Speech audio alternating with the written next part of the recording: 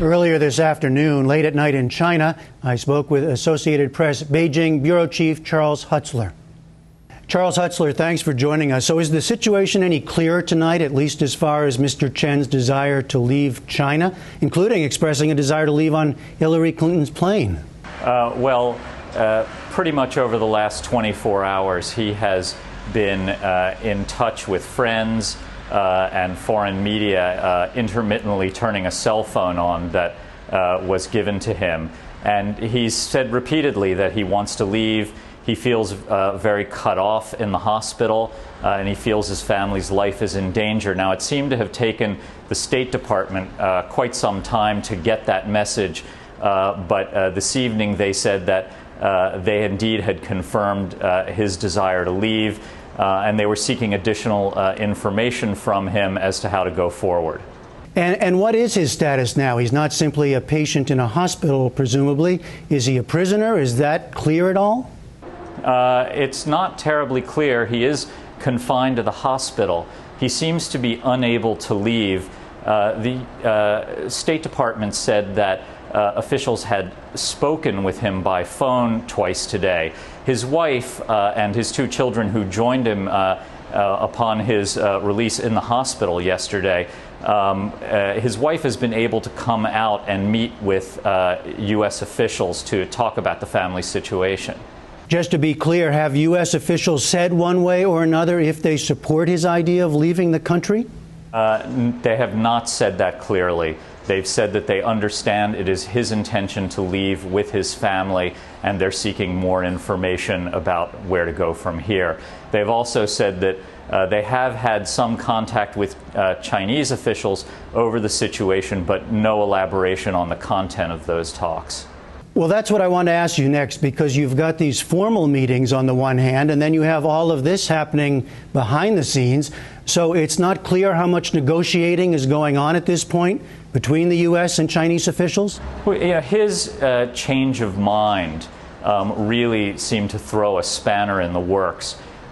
Before an agreement was reached on his leaving the embassy, we were being told by activists who were in touch with some of the negotiators that a deal had to be made before these high-level strategic and economic talks began, or there just wasn't going to be enough time to deal with it until afterwards. Of course, their plan to kind of quietly reach a solution has now come undone, and it really is not clear how much energy is being expended, perhaps a lot, we just don't know, on trying to resolve the situation. Charles Hutzler of the AP, thanks for joining us. Thank you. And two added perspectives now on the story creating a clamor in Beijing and Washington. Bob Fu, whom we saw at that congressional hearing, is president of the China Aid Association, a Christian human rights organization. He's worked with Chen to promote religious freedom and the rule of law in China. Susan Shirk was Deputy Assistant Secretary of State dealing with China issues during the Clinton administration. She's now a professor at the University of California at San Diego. Bob Fu, you've known Mr. Chen a long time. You talked to him today. How did he sound today? Did he sound as committed as it sounds that he wants to leave? He's very clear. And to me, last night when I had a phone call and today at the congressional hearing, he and his family does not feel safe in China. They want to leave as soon as possible. And there was the suggestion in that clip that he was suggesting there are wider dangers to his family, to neighbors, to other people? That's right. He concerned his family members and are being arrested, already threatened. So that's his concern. Is it your sense that he had a change of heart? There still is confusion about what he told U.S. officials and then what he later said when he left the embassy.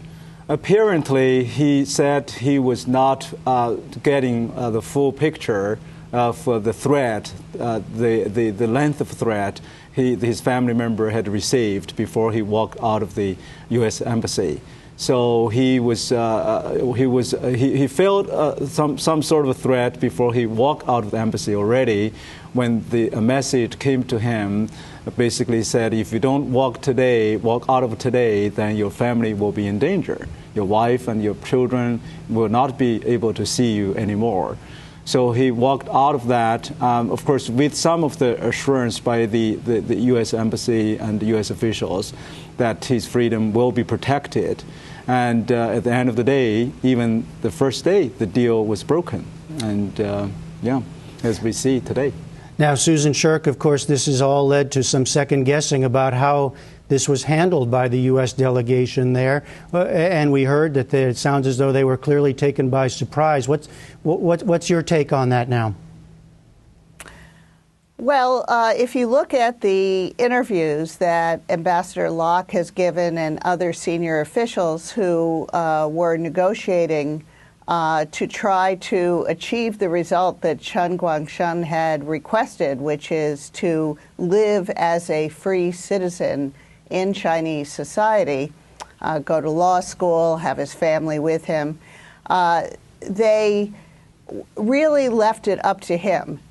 They offered him the alternative of staying in the embassy for a period of time. And in fact, on Monday evening, that's where things were.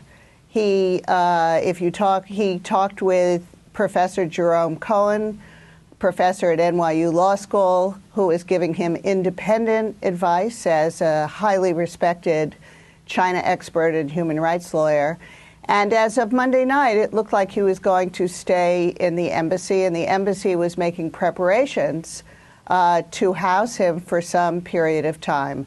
On Tuesday, his thinking changed, and he asked that his family be brought to Beijing by the Chinese government as a sign of goodwill and credible commitment, and the Chinese government did that. And once he spoke with his wife several times, once she had gotten to the hospital, he decided to leave. But of course, once he re-entered Chinese society, I think his feelings of vulnerability very much came to the surface, and he became uncertain about the risks he now faces. All right, well, Bob Fu, you have raised some questions, I think, about how the U.S. handled this, or some concerns. What is your thinking now, and what kind of negotiations, what should happen now? I think the Secretary Clinton should make an appointment with the Chinese and allow her at least to meet with Mr. Chen and his wife in a safe environment, and to listen to what do they really, really want to do, and I think to reassess the agreement. And honestly, he already made it very clear to the whole world, and even today to Secretary Clinton, that he wants help. He feels in danger. He wants his family to come to the U.S. But do you see the U.S. as having the leverage to do that, given the Chinese no doubt feel very aggrieved at this point? They've seen it. Yeah, I think, technically, Mr. Chen and his family, they are not criminals, and they're supposed to be free citizens. And normal Chinese citizens are guaranteed with the constitutional rights. They should be allowed to at least get a passport and to apply a visa. I think if the two governments reach that agreement, just treat him as he is, I think that's not a big deal. Susan Shirk, do you see the U.S. as having leverage here? What should happen?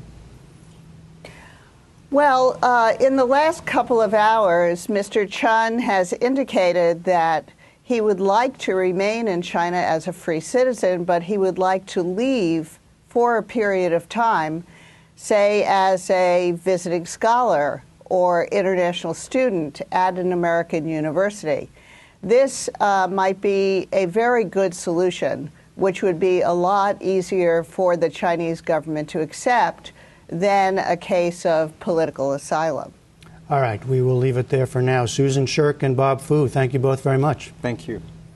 And one further note, we've posted online all of Mr. Chen's cell phone conversation with members of Congress this afternoon. You can find the video on our homepage.